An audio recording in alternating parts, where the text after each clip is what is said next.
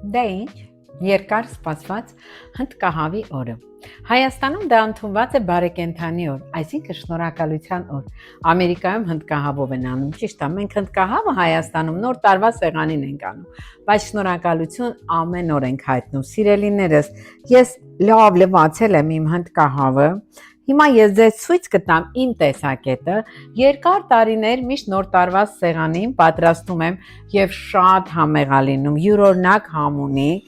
եւ հիմա ցույց կտամ պատրաստման եղանակը։ Շատ յուրօրինակ է, գիտեք որ հնդկահավը ամենադիետիկ սննդակարգի մեջ, ամենադիետիկն է, մսերի մեջ, կենթանական ձկնային բոլորի մեջ տարբերվում է։ Հիմա հնդկահավս դնում ենք մի փոքր այնքով,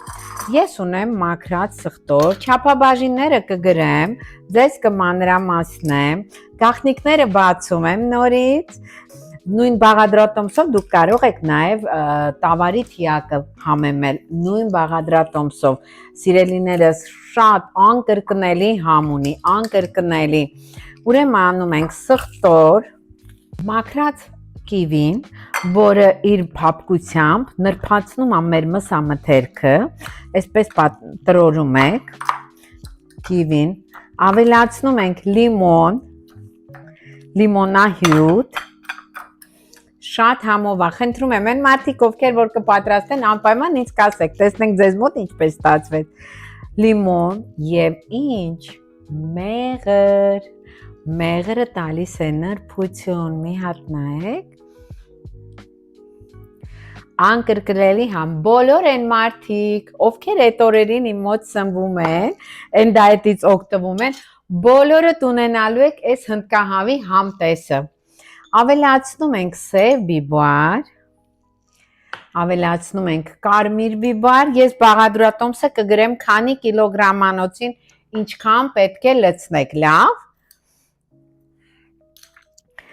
կարմիր բիբար եւ աղը, գիտեք, ռոզվի աղն եմ օգտագործում, ինձ նախապես մաքրած սխտոր ունեմ եւ գազար ունեմ, որը էլի լիմոնով ես իրան տրորելու եմ, այսենց, ուրեմն այս բաղադրությունը ամբողջին ենք անում, ամբողջին, գազարը, սխտորը, որը որ պետք է լցոնենք, հա, եւ սրանով շաղախելու ենք, լցնելու ենք մեր հնդկահավի մեջ, սկզբից դնում ենք գազարները, սխտորները, կտրատած արդեն, ոչ թե միայն նրանք, որ ճզմված են, այլ սխտորները, որ փափկամսի մեջ ենք մտնում, այսպես, ամեն տեղ մի պուճուր անում ենք, գազարները, երեխեք նենց համով այնքը նախ շատ դիետիկ է, շատ, հնդկահավը գիտեք, դիետաների մեջ ամենալավն է, իմիջիալոց ասեմ, որ այս օդը հանելու համար այս բանը, որ կա, սա մնալու է, հիմա տեսեք, ամբողջը ծակծկում ենք, սխտորները մտցնում, գազարը մտցնում, եւ փորիկի մեջ ենք դնելու սխտոր եւ գազար, ուրեմն հնդկահավի վիզը, թոքերը, սիրտը եւ քարաճիկ, հա, ոնց ենք ասում, դրանք եւ գազարի մնացորդ այսենց կտորները լցոնում ենք փորիկի մեջ,